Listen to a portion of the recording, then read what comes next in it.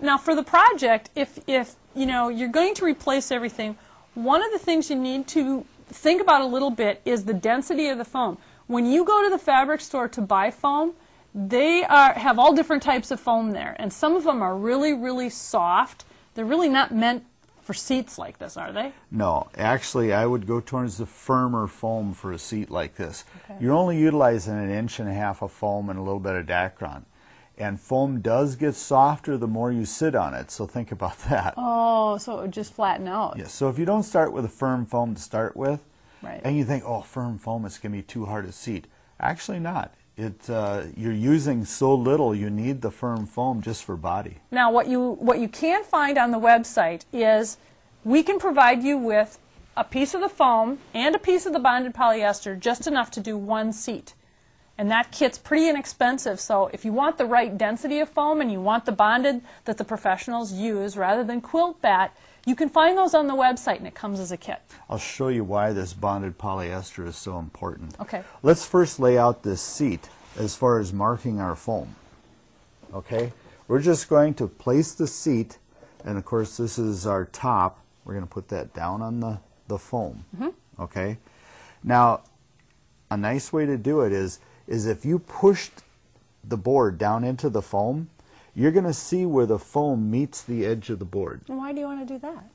Well, what we want is enough foam to cover down to the bottom edge. Oh, so it doesn't So leave if that... we just marked it the same size as the board, the foam's actually going to be too small. Well, and not only that, but then when you sit up against the edge of that, you're going to feel the edge of the board, and you really don't want to feel that. You'd rather have a little foam covering that. We want it to flow around. Okay. So, but we don't want it to go underneath the board. Okay, what we want to do is too bulky. Allow just the right amount so that our edge rounds over. So just push that board in there and just take your magic marker and just push it in.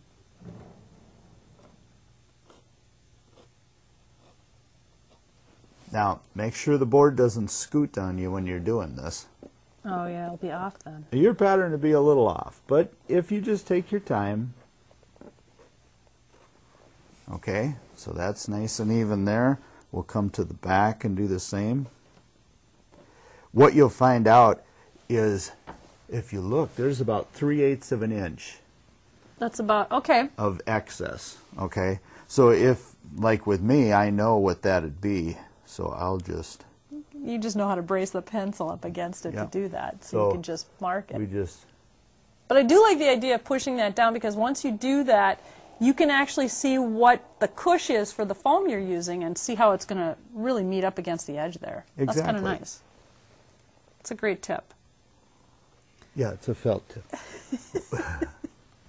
Now, when Michael goes to cut the foam, Michael's going to use one of the professional cutters that we have in the shop. But if you don't have one of those foam cutters, because they're very expensive, you can use the electric knife that you have in the kitchen, the one you use for the turkey.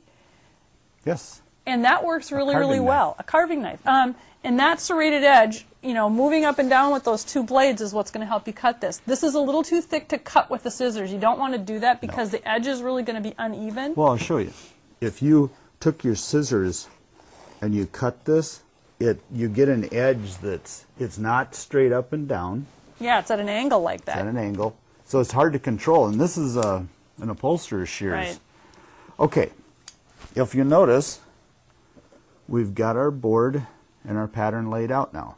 It looks so big, but when you tell me that you're going to wrap it around the edge, that makes some sense then. Okay. Yeah. Okay. Our next step.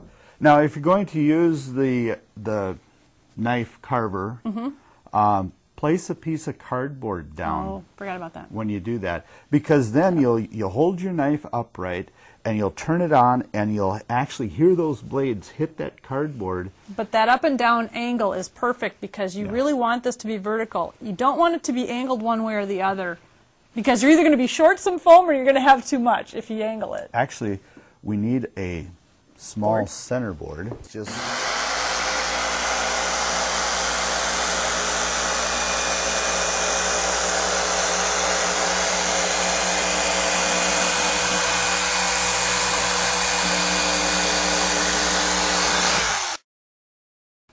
And so they saw how it worked.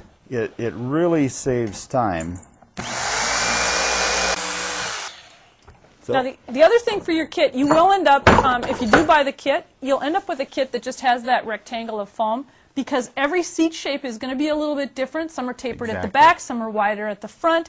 This one obviously has quite a big, big shape at the back because it fits inside the curve on this chair. So we can't cut these out for you. You need to cut those out for yourself based on what your chair looks like. each chair is so individual, but we do give you enough foam to where you could use any of the dining room chair seats, with exception of a very few, which are oversized chairs, Right. but you don't run into that very often.